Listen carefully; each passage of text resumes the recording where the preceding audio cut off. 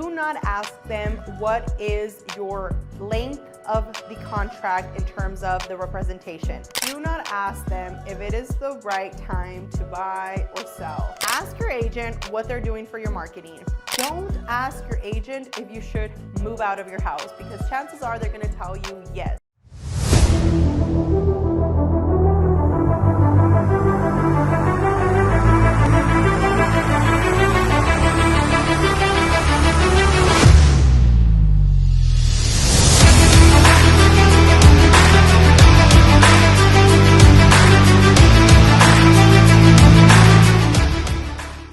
What's going on, guys? Thank you so much for joining me on yet another episode for Living in El Paso. And in today's conversation, I want to share with you things that you should never tell your real estate agent. Now, depending on who watches this video, you're either going to completely agree, even if you are an agent, or if you are not going to agree, then chances are there's things that are just going to not really sit well with you because maybe you're not willing to allow your clients to ask you this. And if you're a consumer watching this video, I hope this is something that is helpful for you in order to ensure that you can work with the right people. Now, the first thing I want to talk about is ensuring if you are on the listing side, meaning you're selling your property, and we'll talk a little bit about what you should consider if you're on the buying side or on the listing side. Either way, it's going to be helpful for you. You never want to tell your agent that you are in no rush to sell your home. The reason this is important is because you need to consider this. The agent that is going to actually market your property, whether, again, this is where I said, whether you are on the buy side or on the listing side, you want to ensure you have somebody that you're working as a team with. There is no benefit for you to work with somebody that you don't trust, because if you don't trust the fact that you can share with them, hey, I'm actually not considering selling in the X amount of time that you, again, fill in the blank for. But if you can be honest about that, because you feel like, A, if I tell them, they're going to actually move forward and try and rush me out of the property, or vice versa, if I tell them that I have no rush, then at that point, they will understand that I am really just, not interested and I'm just kind of testing the waters. Either way, you want to make sure you're being completely honest with them, because at the end of the day, you're supposed to be working alongside with somebody that you feel has your best interest in mind. So if you're not telling them simply because you believe they're going to push you on one direction or the other, that should already be something you should have actually considered even before hiring them, which we did make another video on things you should ask a real estate agent before hiring them. So we will link that down below. I hope this helps you. But nevertheless, you want to ensure that you're being honest, because if you tell, let's say, somebody like myself, when we're doing marketing for our clients, we actually put money into the property. And I will share that with you in another tip that we're going to talk about shortly. But there is a lot that goes on behind the scenes. And if you are telling your agent, hey, I have no rush, chances are they're going to say, okay, we'll just kind of wait. There's no reason for us to put it on the market, because even if we get all these ads going, we get a bunch of potential people that are interested, my client is not willing to actually sell. So there's no point in us basically missing opportunities. So ensuring that you are on the right page with them is extremely important to ensure that you are working together. So do not tell your agent you are in no rush unless you're actually in no rush. Then of course, at that point, make sure you assess the situation accordingly. Now, tip number 2 on things that you should never tell your real estate agent, and that is that they are the only one you are considering for the job. Now, here's the thing, okay? And this is where it gets a little controversial. There's a lot of great agents out there, but just like there's great agents out there, there's a lot of agents that are going to be very deceiving. And unfortunately, that's part of the reason why that whole NAR settlement came about. I will also link that video down below in case you have not been caught up on what's going on with that. But long story short, just like there's good, there's going to be bad, right? And I think this is where you ensuring that you're telling them, hey, I am actually interviewing you, right? Like, I want to see if we are the right fit for one another. there really should be no reason for that agent to be intimidated other than them not feeling comfortable with what they bring to the table. What is their unique value proposition? And interestingly enough, I actually recently had a client that had asked me that, like, hey, what's the difference between us signing on with you versus working with, you know, somebody that's just like a showing partner on Realtor.com or Zillow? And honestly, I could get into a bunch of details that I talked to him about, but one of the main ones is actually the conviction on making sure that we put your best interest above our own. And this is where vetting that person really comes into play. I've had transactions where I've literally actually gave him part of my own commission to try and help them make the deal work, because I do believe that what you put out comes back. And when you take care of people, people take care of you. That's just what I've experienced. I've seen people that really just try and get this, like, you know, commission bad bread, like they want to get the deal done and they're willing to take advantage of people. And then you see it coming back to them. They're struggling, they're not getting recommendations. So just ensuring that they are aware that you want to make sure you're making the right decision. And the only way you're going to make sure that you are is by actually them knowing upfront, hey, you're not my only interview. I want to see what you're bringing to the table. And I will make another video for you guys where we are going to discuss things that you should ask your real estate agent. So that will be very different from things to not tell your agent. But overall, I hope that is something that also helps you. Now, tip number 3 is do not ask them what is your length of the contract in terms of the representation. Now, I know some people are either going to extremely agree with this or completely opposite, hate this. But here's the bottom line. We have a easy exit strategy clause in all of our contracts. Basically what that means is if you're not happy and we have entered into an agreement and we ask you at least for 24 hours for you to share whatever it is that you're not happy about and give us the opportunity for us to fix it. However, if we're not able to, for whatever reason, we let you walk away, even if that was on the buying side or on the selling side. And usually on the selling side, I mean, on both ends, you spend money to make money, whether you're going and obviously making sure that you're marketing the property, spending, again, it comes down to one of the tips we're going to talk about, because some of them agents will not actually spend money on marketing. However, we will put minimum $3,000 on some of our ads to ensure that we actually get more exposure to the listing we're selling. And a lot of the times, if you think about it, let's say, for quick math, let's say there's a property we're selling and we're going to make $7,000 off the top. We have to pay our broker fees. We have to pay the taxes that we have to make sure we kind of allocate. Then we still, of course, have to make sure that we kind of allocate for like our expenses to make money. And then from there, let's shave off the top $3,000. It kind of gives you an idea that we want to make sure, yes, we're making money, but at the same time, I feel like a lot of agents want to keep the full pie and avoid some of the marketing expenses that actually help you. So this is extremely important, because if you have an agreement and you already notice that this person is not doing what they are, you know, supposed to be doing, then you already know that this is something you can actually exit out of and not feel obligated to move forward in terms of that contract. Because again, if they enter you into a contract and let's say you have a listing agreement with them and they tell you, hey, I need the 12 months to sell your property, and you notice on month 2 that they're not doing anything, or month 3, you don't want to stay with them. So this is something that is very important to understand. What is your term? And this goes for the buyer side as well. I know for a fact with us, we do require that exclusivity. I like to joke around. It's like a marriage, right? You can divorce me, but you cannot cheat on me. So it's the same thing when it comes down to the representation, right? If I want to give you the best overall side of me, the best representation, the best, overall information and advice, and just make sure I'm taking care of you and going and taking time to show you properties and obviously making time for you, then I expect the same, and I expect exclusivity.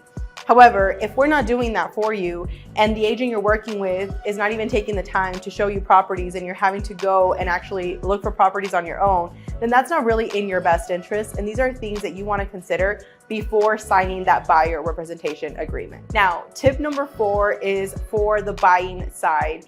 And it also, well, it's going to be for both buying and selling side, but mainly, again, just to differentiate here, let's say you are listing your property. And if you're going to list your home and an agent tells you, what do you think your home is worth? Do not tell them upfront what you think their home is worth, because I am telling you, there is agents out there that will do this little known thing that we like to call buying the listing. Essentially what that means is that I'm gonna tell you the number you wanna hear. I'm gonna get you into contract. I'm gonna essentially string you along knowing that it was overpriced, but I didn't have the guts to tell you. And then at the end of the day, I'm gonna start telling you, well, you see inflation and the administration and we gotta reduce the price and la la la. No. So just making sure they present to you the evidence as to why they believe the price should be what it is. Then from there, they should actually ask you, okay, look, this is where I feel confident that we should price your home. How do you feel about that? That's very different from what do you want to price it? You see the difference? And on the buying side, unfortunately, I have noticed there is agents out there that if you tell them you're qualified for $500,000, they want to push you for $500,000. And I am telling you that is not right. And this is where it comes down to who you're working with. But we just got a client recently, they just closed, that they qualified for $500,000. They wanted to be at a point where they were going to feel comfortable with their monthly payment and not feel like they were, compromising on their lifestyle. I told them, I do not recommend you spend more than $300,000 for what you want. And that's what we did. We found a house, beautiful, with everything they were looking for, and they did not have to compromise on spending more simply because I knew they qualified for X amount. So making sure, again, this goes to the point that I continue to repeat, working with the right people is extremely important, because unfortunately there are people out there that are gonna push you to the max. And I have a quick story time for you that was really, really sad. It happened with a local lender here in town. I will not name drop, but this person basically told the client that their monthly payment was going to be their principal and interest, and they didn't talk about their taxes and insurance. I'm pretty sure they glazed over it, but they didn't emphasize the fact that, hey, it's not X amount your mortgage is going to be, it's actually going to be $3,000 once you include everything else. Long story short, these people, sweet people, they were not able to continue to afford actually paying for that mortgage. This was not a client of ours. Thankfully, I mean, again, this would not happen to one of our clients, because it's really important to make sure you're, again, working with trustworthy people. Long story short, that was a disaster. We're actually helping them now sell their house because of that situation. But this is where it comes down to working with the right people, because there are people out there that will take advantage. And this is where you get into the mixture of buyers agents, and they're not the best. Not everybody is the same. I hear you though. There are some sketchy people out there, so just be careful. Now, tip number 5, and this is a big one. Do not ask them if it is the right time to buy or sell. This happens so much, and honestly, I have a field day with this question, because I will be the first to tell you, it comes down to your situation, okay? Like, do not, and I get it, there's a very different standpoint between asking me for my advice based off you sharing with me all of your facts versus just asking me straight out, hey, is this the right time to buy or not? Because for the most part, all agents are going to tell you, yes, it's the best time to buy. Look, it really comes down to your situation. If you are underwater in terms of you're not going to make any equity, you're going to actually end up having to pay $25,000 to sell, and that is your only alternative, I would recommend, let's consider renting it. Let's consider doing a short-term lease with it. Something along the lines that are going to benefit you and your family. However, I have dealt with a lot of people that unfortunately go through divorces, and unfortunately they do not have that leisure to do that, right? So they do have to end up selling the home. And this is where I come down to, what is the situation? Where exactly are you in this journey? Because if you ask me, hey, I want to live in this property for X amount of years, and I see that the interest rates are yay high, I want to wait because I'm just waiting for that crash. Look, I can sit here and tell you my recommendation based off my knowledge and me being an investor in real estate as well. And I would tell you that's craziness, because I don't care about the interest rate. I care about what I can get the deal for. And at the end of the day, I can always refinance. And I know I'm going to get some people being like, oh my God, stop saying that whole date the rate, marry the house.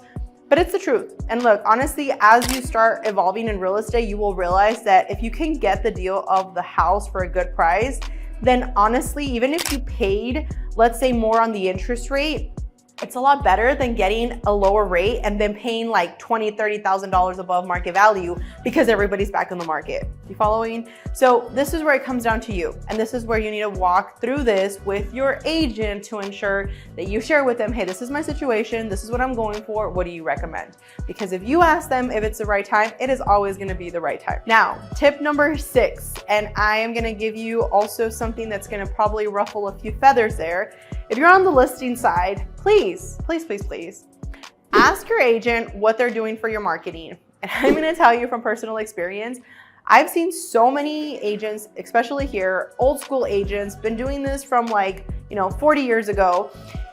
And because they've worked a certain area, they actually end up getting referrals from other people in that same area.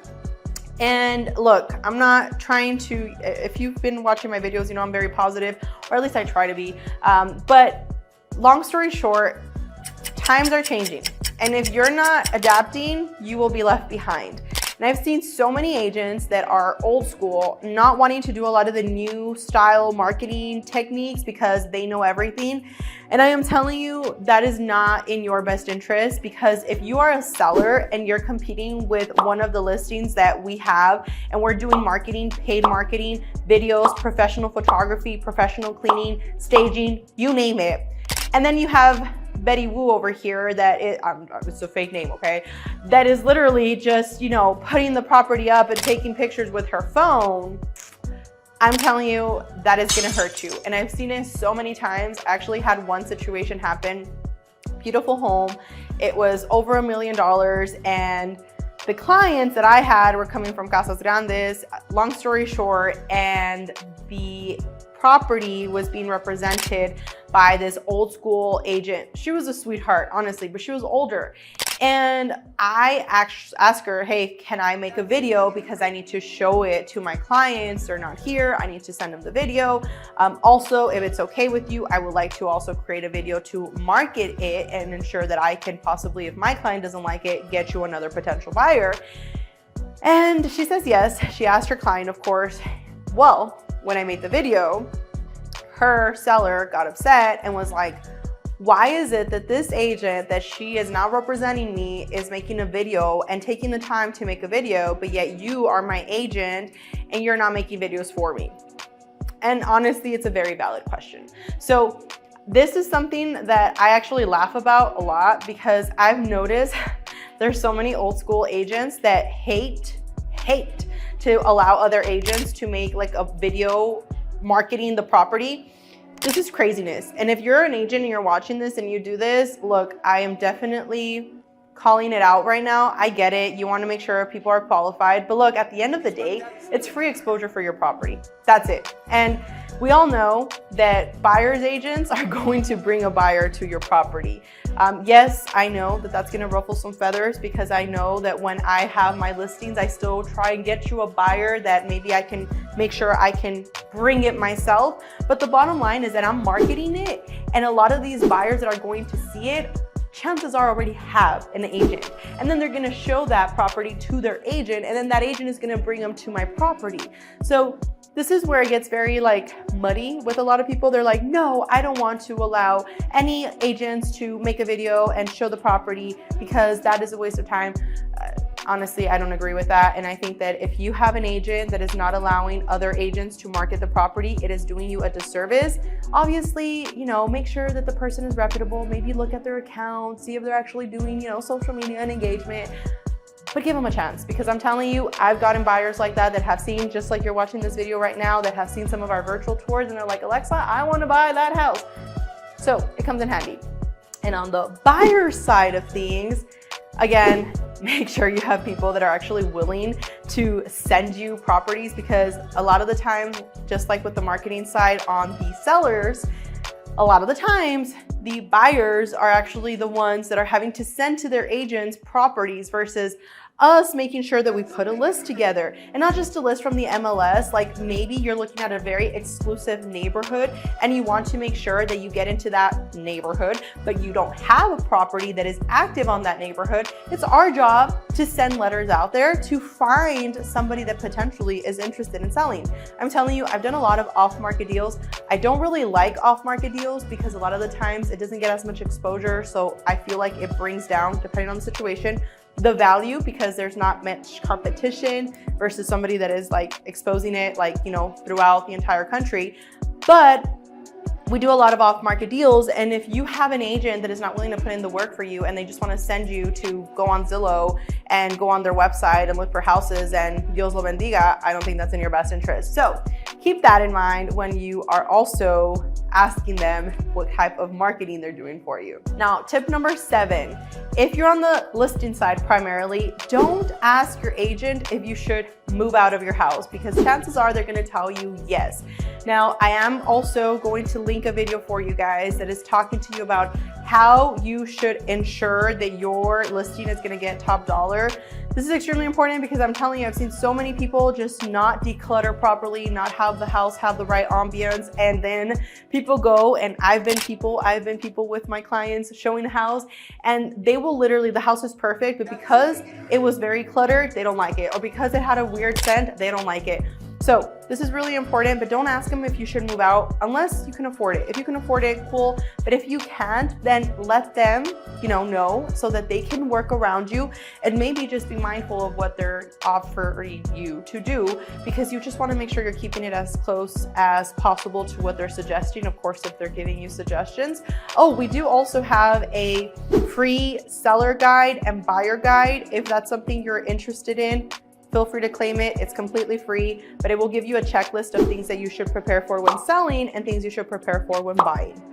So definitely keep that in mind. If you do have the availability to obviously move out, then do so. But if not, don't ask them if you should, because chances are they're gonna tell you yes. Now, tip number 9 is going to be, do not tell your agent you are not willing to pay the buyer's commission. Now, I know this one is going to have, again, some mixed reviews here, but hear me.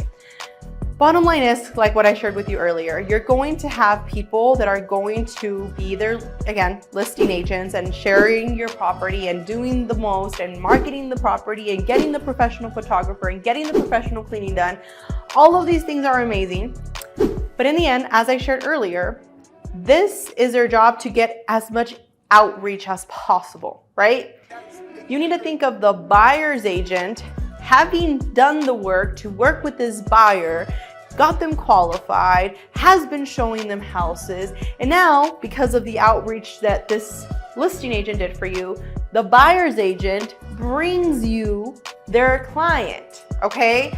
Unless this listing agent just has like a bunch of buyers and you know for a fact that they're gonna be able to sell your house without a buyer's agent being necessary, cool. But for the most part, and I'm telling you, this is what happens. The buyer's agent brings the buyer, and especially, this is why I told you to watch the NAR settlement video that we have, because it really talks about this. But a lot of these agents are like agreeing with the seller and saying, yeah, no, it's fine. Let's not pay the buyer commission. Just pay me my 3%, whatever you negotiated. And I'm telling you that is a disservice to you, because for the most part, what's gonna happen if you have on the other side the agent that is doing their job, like what we would wanna do with our buyer, and explain to them, hey, our fees are negotiable, we're representing you, we charge, for the most part, 3%. So we're charging my buyer 3%, and I tell them, hey, you are reliable to pay, again, you're the one that's going to be held accountable to pay the 3%. Now, obviously my job is to try and get you the best deal. So if I can find you a seller, which in my market, sellers are willing to pay for the most part, everybody's willing to pay the buyer's agent because they understand this example that I'm sharing with you. But I know some markets out there, they're not doing this. And if I did my job to explain and provide value to my buyer, and I tell them, hey, you have to pay this, they're gonna be willing to. But I'm also gonna tell them, my job is also to try and get you the best deal. So I'm going to do my best to find you a house that is willing to pay my 3%, okay? So my buyer, if I show them 5 houses, and from those 4 houses, all of them are willing to pay the percentage without them having to come up to the table with additional money. And then your house, that beautiful house that they liked, is also still comparable to the other ones that they liked, and they have to pay more to buy that house because now they have to pay my fee, chances are they're gonna say, I don't want that house, I want this other house. So it's not in your best interest, okay? And again, this is something that I know some people are gonna say, well, like, what do buyers even do? Hey, if you have a situation in the past where you've been burned by a buyer's agent, I hear you. When I bought my first house, I hated my realtor.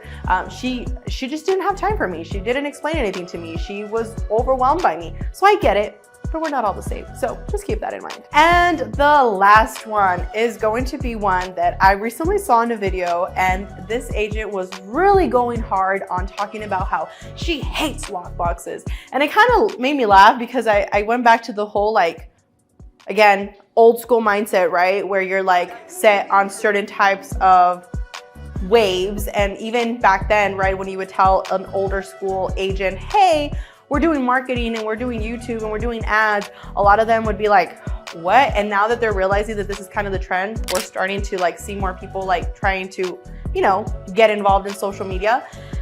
But I've heard a lot of agents telling that they don't recommend you having a lockbox on your home. Now, here's my thoughts. I do believe that obviously, you want to make sure you know who's going through your property. Obviously, you want to make sure that you're aware that it's not just going to be some random person. But I feel like this is something where if the agent you're hiring is not busy and they're available to like sit at your house 24/7 waiting for a buyer to go with their agent to show the house, I think that should raise a red flag. Why aren't they not busy? Now, number 2, she was sharing that she believes that, again, somebody from the team should just be available there to open up the house. And I think this is where technology comes into play, because if I have a lockbox, this lockbox is going to register, and I don't want the combo code one, okay? Do not put the combo code one.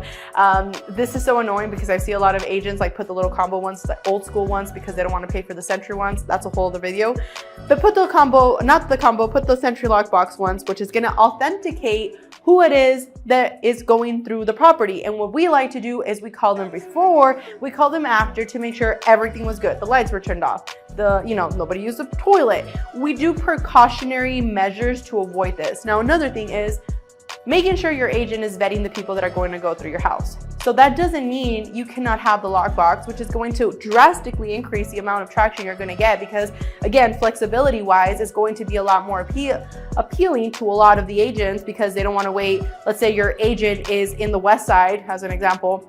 They're gonna have to wait, but they're already in the area and your house is vacant, and they're like, well, you have to wait an hour. Chances are they're probably gonna say, no, I'm not gonna wait for them, right? So with that being said, just make sure that they're vetting if they are approved. And this is one thing that goes for the buyers. Please, please, please, please stop looking for houses without being approved. And I say this with love because it is not in your best interest. And I say this to all of my clients. If you have an agent out there that is going and showing you houses before being approved, they do not have your best interest. And the reason for that is they should know your numbers. If they know your numbers, they're going to be able to adequately advise you on how to move forward in order to get you the deal that is the best for you. And if you are just going and seeing houses, you're gonna have a nightmare like what happened with one of the clients that before they worked with us, they went through, they got under contract, they paid the earnest money, they weren't approved yet. The agent said, don't worry, I got you, I'll get you approved. They paid the earnest money. Well, long story short, they lost their earnest money, which was $1,000 because they weren't approved. And the agent was like, I'm sorry. Again, it's not in your best interest. Find your numbers, find your people, make sure you're working with the most competitive lenders out there. And if you have the right people working with you, then you should definitely be okay and ensuring that you are protected. With that being said, if you enjoyed or got any value out of today's video, I would greatly appreciate you considering subscribing. Leave a comment down below. Let us know what your key takeaways are, or if you disagree with anything, maybe we can talk about that in another video. With that being said, I genuinely appreciate every single one of your supports. And with that being said, I will talk to you guys on the next one.